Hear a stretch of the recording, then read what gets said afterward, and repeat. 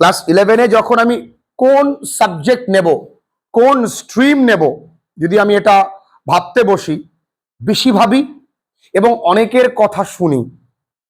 প্রচুর লোক আমাকে গাইডেন্স দেয়, অ্যাডভাইস দেয়, এবং দিনের শেষে যখন আমি অতিরিক্ত দেখব, তখন কিন্তু আমি ডেফিনেটলি ভুলটাই নেব। এবং এই ভুলটা আমি নিয়ে ফেলার পরে তো যদি বুঝতে পারি যে আমি ভুল নিয়ে ফেলেছি, তাহলে কিন্তু বুঝে আমার কোনো লাভ নেই। ক্লাস 11-এ অনেকেই দেখবে, অনেকেই বলেছে যে দেখবে ভবিষ্যতের দিকে নজর রেখে হিস্ট্রি সাবজেক্টটা অত্যন্ত গুরুত্বপূর্ণ, ইতিহাস তুমি অবশ্যই নেবে। এবার অনেকেই তোমাকে বলবে ভবিষ্যতের দিকে নজর রেখে পলিটিক্যাল সায়েন্সটি অত্যন্ত গুরুত্বপূর্ণ। অনেকে আবার এমনও বলেছে চাকরির পরীক্ষায় জিওগ্রাফি থেকে কত প্রশ্ন আসে জানিস, তুই জিওগ্রাফি নেই। আসলে আমরা কোন স্যারের কাছে শুনতে যাচ্ছি, যিনি জিওগ্রাফি পড়ায় তার কাছে শুনতে যাচ্ছি যে স্যার জিওগ্রাফি নেওয়াটা কি ঠিক হবে? তিনি নিশ্চয়ই বলবে না, না তুমি জিওগ্রাফি নিও না, জিওগ্রাফি খুব বাজে সাবজেক্ট, জিওগ্রাফিতে প্র্যাকটিক্যালটা একটা এক্সট্রা হ্যাপা। তাহলে আমি কোন সাবজেক্ট নেব? দেখো, যদি ভবিষ্যতের দিকে তাকাতেই হয়, তাহলে তো আধুনিক পৃথিবীতে টিকে থাকতে গেলে সায়েন্স নেওয়াটা উচিত। তাহলে স্যার সায়েন্স না নিলে কিছু কি হবে না? কে বলেছে?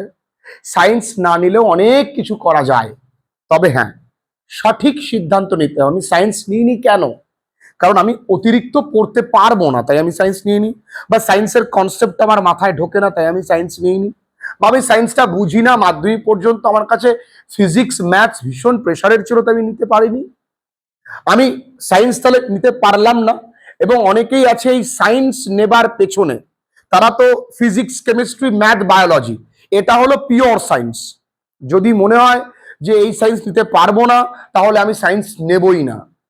আই উইল নট অবটেইন বিধবা সায়েন্স। কিরকম? ফিজিক্স, কেমিস্ট্রি, জিওগ্রাফি নিয়ে নিলাম একটা, ম্যাথ বাদ দিয়ে কম্পিউটার অ্যাপ্লিকেশন নিয়ে নিলাম একটা, এরকম করা যাবে না। অনেকে আবার যে ভুলটা করে, আর্টসের মধ্যে বায়োলজি রেখে দেয়, ব্লান্ডার মিস্টেক, ভীষণ বিপদে পড়বে। হয় পিওর আর্টস, নয় পিওর সায়েন্স। কমার্সের জন্য কিছু বলুন। দেখো, কমার্স ডেফিনেটলি আধুনিক পৃথিবীতে একটি গুরুত্বপূর্ণ স্ট্রিম। তো কমার্সের প্রবলেম হচ্ছে কমার্সের টিচার খুব একটা বেশি পাওয়া যায় না, এটা প্রবলেম। এবং কমার্স তারাই নেবে যারা ক্যালকুলেশনে স্ট্রং, অর্থাৎ যারা হিসাব পত্র বা অঙ্কটা ভালো পারো, তারা কিন্তু কমার্স নেবে। তুমি যদি অঙ্কে তুমি উইক হও, তুমি শুধুমাত্র সায়েন্সের ভয়ে তুমি কমার্স নিচ্ছ, বা তোমায় কেউ বলেছে সেই কারণে তুমি কমার্স নিচ্ছ, তাহলে নিও না। কেউ বললে কোনো সাবজেক্ট নেবে না, তুমি কি চাও এবং তার সঙ্গে একটু রিয়ালিটিটা বুঝে নাও। শোনো, রিয়ালিটি কি বলেছে। তাহলে আমি হয় পিওর আর্টস নেব, নয় পিওর সায়েন্স নেব, পিসিএমবি, অর্থাৎ ফিজিক্স, কেমিস্ট্রি, ম্যাথ, বায়োলজি। আর কোনো কিছু নিয়ে ভাববার নেই। যারা সায়েন্স নেবে তারা অবশ্যই ফোর্থ সাবজেক্ট নেবে, আর যারা আর্টস নেবে তারা কোনোদিনও ফোর্থ সাবজেক্ট নেবে না। এটা আমার ব্যক্তিগত তোমাদের জন্য সাজেশন বলতে পারো। দেখো, আমি ইংরেজি পড়াই, তোমরা অনেকেই পড়ো, বহু ছেলেমেয়েরা এখনো ক্লাসে জয়েন করছে অনলাইনে। তো আমি তোমাদেরকে যেটা ভালো সেটাই বলবো। তুমি সায়েন্স নিলেও আমার কাছে পড়বে, তুমি কমার্স নিলেও আমার কাছে আসবে, আর্টস নিলেও তুমি আমার কাছে আসবে। সো আমি তোমাদের যেটা ভালো এবং ভবিষ্যৎ সুলভ হবে সেটাই তোমাদেরকে বলবো। তাহলে আর্টস নিলে কি কি নেওয়া যায়? দেখো, অনেকে যে ভুলটা করে, নেয় হিস্ট্রি, নেয় পল সায়েন্স, নেয় জিওগ্রাফি, নেয়, তারা ভীষণ বিপদে পড়বে। তিনটেই খুব পড়তে হয়। এবং অনেকেরা হিস্ট্রি, পল সায়েন্স, জিওগ্রাফি, এই জিওগ্রাফি একটা আমারও ছিল, আর I got 97 out of 100 in geography when I was in class 12। তো আমি জানি জিওগ্রাফিতে কিন্তু রীতিমতো খাটতে হয়। এবার আমার ভালো লাগে তাই আমি নিচ্ছি, আলাদা প্রশ্ন। আমি মাধ্যমিকে বেশি পেয়েছি তাই জন্য নিচ্ছি, হবে না। মাধ্যমিক আর 11-12 গুলিয়ে ফেলো না, তাহলে দেখবে মাধ্যমিকে অনেকেই জীবন বিজ্ঞানে বেশি নাম্বার পাবে, এবং সেজন্য কিন্তু বায়োলজি নিতে যেও না, মানে আর্টসের সঙ্গে। এই ভুলগুলো কিন্তু করা যাবে না। আরো একটা মিস্টেক্স করে যে অনেকেই এরকম সাবজেক্ট নিয়ে ফেলে যে হিস্ট্রি নিল, পল সায়েন্স নিল, আবার এখানে জিওগ্রাফি আবার সংস্কৃত নিয়ে নেবে, মানে ফোর্থ সাবজেক্ট নিয়ে নেবে। ফোর্থ সাবজেক্ট নিতে বারণ করেছি। আরে আচ্ছা, একটু বাংলায় বলুন তো কি নেওয়া যায়। আচ্ছা, কি কি নেওয়া যায় যদি আর্টসের স্টুডেন্ট হয়? খুব অল্প পরে বেশি নাম্বার পাওয়া যায়। আগে পাওয়া যেত ফিজিক্যাল এডুকেশন, অনেকের স্কুলে আছে অনেকের স্কুলে নেই। ফিজিক্যাল এডুকেশন শুধু মুখ দেখালেই 30 নাম্বার এমনি। আরো একটা সাবজেক্ট আছে নিউট্রিশন, অনেকের স্কুলে আছে অনেকের স্কুলে নেই, নিতে পারলে ভীষণ ভালো। প্রত্যেকের স্কুলে আছে কম্পিউটার অ্যাপ্লিকেশন, আধুনিকতার সঙ্গেও এগিয়ে যাওয়া যাবে, ভীষণ সহজ এবং ভালো স্কোর ওঠে অল্প পড়ে। অনেকের স্কুলে আছে এআই। ও স্যার এআই মানে তো সায়েন্সের মতো না, এআই মানে খুব কঠিন কিছু না, কোডিং করতে হবে না, একদম পড়া সহজ জিনিস, তুমি নিতে পারো। তাহলে আধুনিকতাও বজায় রইলো, স্কোরিং সাবজেক্টও নিতে পারলাম। আর স্কোরিং সাবজেক্ট কি আমি বলবো, ফিলোসফি, ভীষণ স্কোরিং একটা সাবজেক্ট। কোন ক্লাস মাগো, একটু দেরি আছে শোনা। তাহলে ফিলোসফি একটা স্কোরিং সাবজেক্ট। যদি কেউ মনে করে সংস্কৃত পড়তে হয় না, পাতলা একটা বই, ভুল ভাবছো। সংস্কৃতের সিলেবাসটা দেখে নেবে, বাংলার যেমন সিলেবাস অনেক বড়, ইংরেজির থেকেও বড়।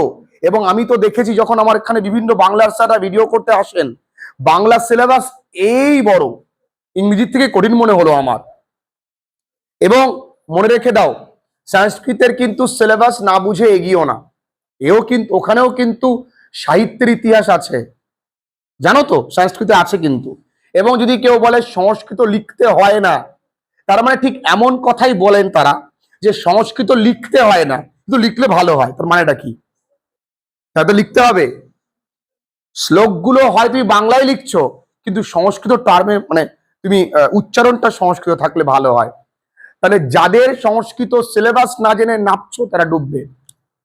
তাহলে স্যার সাবজেক্ট নেবো কি? যে কোনো 3টে সাবজেক্ট। আমি বললাম ফিলোসফি নিতে পারো, আমি বললাম কম্পিউটার অ্যাপ্লিকেশন নিতে পারো, আমি বললাম এআই নিতে পারো, আমি কি বললাম তুমি নিতে পারো সংস্কৃত, আমি বলছি যে তুমি নিতে পারো অ্যানথ্রোপোলজি। অনেকে জানেই না সাবজেক্টটা কি, অ্যানথ্রোপোলজি, একটা অ্যানথ্রোপোর একটা সাবজেক্ট আছে। আমি বললাম ফিজিক্যাল এডুকেশন নিতে পারো। এর মধ্যে থেকে যে কোনো বেস্ট 3টে। অনেকের স্কুলে কিন্তু ইভিএস আছে, ইভিএস এনভায়রনমেন্টাল স্টাডিজ, অনেক প্রচুর নাম্বার পাওয়া যায়, কিন্তু কেউ নেবে না। দেখো, তুমি যেহেতু আর্টস নিয়ে পড়ছো, তোমার টার্গেট কিন্তু স্কোরটা হাই রাখা, কারণ তুমি হয়তো পরবর্তীকালে ভালো কলেজে ইংরেজি অনার্স নিয়ে পড়তে চাইছো, বাংলা অনার্স নিয়ে পড়তে চাইছো। তাহলে এবং তুমি যদি মনে করলে পরবর্তীকালে আমি কম্পিউটার নিয়ে পড়বো আর্টস থেকে গিয়েও, তাহলে তোমার কাছে এআই আর কম্পিউটার অ্যাপ্লিকেশন রয়েই গেল, তুমি পারবে পড়তে। কারণ আধুনিক পৃথিবীতে চাকরি নেই এই কথাটা ভুল, চাকরি পাবার মতন যোগ্যতা নেই। আর যদি বলো যে স্যার ইতিহাস তো চাকরির পরীক্ষায় প্রচুর কাজে লাগে, সেটা মাধ্যমিক পর্যন্ত, 11-12 লাগে না, 11-12 প্রচুর পড়তে হয় শোনা। তুমি পারবে কি পড়তে? তোমার কি মাধ্যমিক ইতিহাসটা ভালো লাগতো? আগে নিজেকে প্রশ্ন করো। যদি ইতিহাস ভালো লাগতো তবে নাও। আর ভবিষ্যতের দিকে তাকালে তোমাকে সায়েন্স নেওয়া উচিত ছিল, তুমি নাওনি কেন? আর যখন ভবিষ্যতের জন্য লড়াই করবে তোমাকে সবই পড়তে হবে, ম্যাথ, তোমাকে জিআই, তোমাকে কারেন্ট অ্যাফেয়ার্স, তোমাকে ইংলিশ, সবই পড়তে হবে। তখন তুমি এমনি রেডি হয়ে যাবে, কোনো চাপ নেই। তাহলে সাবজেক্ট চুজিং এর জন্য আমি বললাম তাহলে স্যার আর্টস নিলে এই সাবজেক্টগুলো নেওয়া যেতে পারে। আমি কি বললাম? এভিএস বললাম, ফিজিক্যাল এডুকেশন বললাম, আমি বললাম অ্যানথ্রোপোলজি বললাম, আমি কম্পিউটার অ্যাপ্লিকেশন বললাম, এআই বললাম। এডুকেশন নিতে পারো, অনেকেই আছো যারা শিক্ষকতা করতে চাও, আগামী দিনে মাস্টারমশাই হতে চাও, এডুকেশন তোমাদেরকে খুব হেল্প করবে। এডুকেশন একটা সহজ দিক কি, এডুকেশনের সমস্ত উত্তর একরকম, একটু গুছিয়ে লিখতে পারলেই ফুল নাম্বার পেয়ে যাবে। তবে এডুকেশন কিন্তু আবার একাধারে কনফিউজিং অনেক, যেহেতু সব একরকম, কোনটা কোন উত্তর তুমি বুঝতে পারবা না, কনফিউজড হবে। তো এগুলো জেনে রিয়ালিটি চেক করে, তবে এডুকেশন মানে আমি বলবো ফিলোসফি সংস্কৃতের থেকে সহজ, তুলনামূলক সহজ। তাহলে তুমি এডুকেশন নিতে পারো। তাহলে তোমার স্কুলে এইগুলোর মধ্যে 3টে সর্বশ্রেষ্ঠ, যদি সবই পেতাম তাহলে কি কি নিতাম? আমি ডেফিনেটলি নিতাম কম্পিউটার অ্যাপ্লিকেশন, কেউ আমাকে আটকাতে পারতো না, আমি নিতাম। আমার যেহেতু শিক্ষকতা প্যাশন রয়েছে, আমি এডুকেশন নিতাম, কারণ আমি যখন পরবর্তীকালে ডিএলএড করব বা বিএড করব, তাহলে এডুকেশন একটা সাবজেক্ট থাকেই, তো আমাকে হেল্প করবে, ওখানে খুব বেশি পড়তে হবে না। আর 11-12 এডুকেশনটা নিউ সাবজেক্ট, স্ট্রিমটা নতুন, তো তোমাকে সাবজেক্টটা নতুন, তোমার যা পড়বো এখানেও তাই পড়তে পারবে, তোমার সুবিধা হবে। তাহলে আমি কি কি নিতাম বললাম? কম্পিউটার অ্যাপ্লিকেশন নিতাম, এডুকেশন নিতাম, আর যদি নিউট্রিশন বা ইভিএস থাকতো তাহলে এই দুটোর মধ্যে একটা নিতাম, ব্যাস, আমার কোনো চাপ নেই। তবে 4th সাবজেক্ট নেবে না। 4th সাবজেক্ট মানে একটি সাবজেক্টের জন্য অতিরিক্ত একজন মাস্টারমশাই, অতিরিক্ত একটা প্রজেক্ট বা অ্যাসাইনমেন্ট রেডি করা, অতিরিক্ত একটা সাবজেক্টে প্রেশার নেওয়া। পরীক্ষা শেষে দেখা গেল ফোর্থ সাবজেক্টে আমি মেন সাবজেক্টের তুলনায় 1 নাম্বার বেশি পেয়েছি, তাহলে কি হতো? আমার মেন সাবজেক্টটা ফোর্থ হয়ে যেত, ফোর্থটা মেন হয়ে যেত। 1 নাম্বারের জন্য সারা বছর কিন্তু এইটাকে আমাকে নিয়ে চলতে হচ্ছে।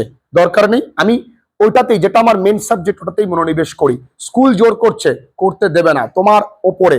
কারণ যে সাবজেক্টগুলো নিচ্ছ সেগুলোর নাম অপশনাল, অর্থাৎ ঐচ্ছিক বিষয়, ঠিক আছে? আর যেগুলি কম্পালসারি, আবশ্যিক, সেগুলো কোনগুলো? বাংলা ইংরেজি। যদি তুমি বাংলা ইংরেজিতে ফেল করো, তাহলে কিন্তু বাংলা অথবা ইংরেজিতে ফেল করলে টোটাল সেম ব্যাক হয়ে যাবে। তুমি আবার সেম টুতে যখন উঠবে তখন কিন্তু তোমাকে আবার দিতে হবে।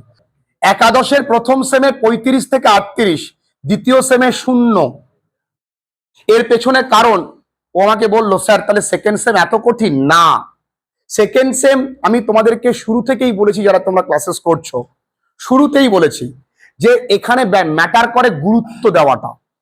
তোমরা অনেকেই ফার্স্ট সেমে ওই যে স্কুলে উঠে যাও, ফার্স্ট সেমে এমসিকিউ ধরন মেনেই পড়তে থাকো, সবটাই ডিটিটি পিপিটি ইত্যাদি নিতে থাকো।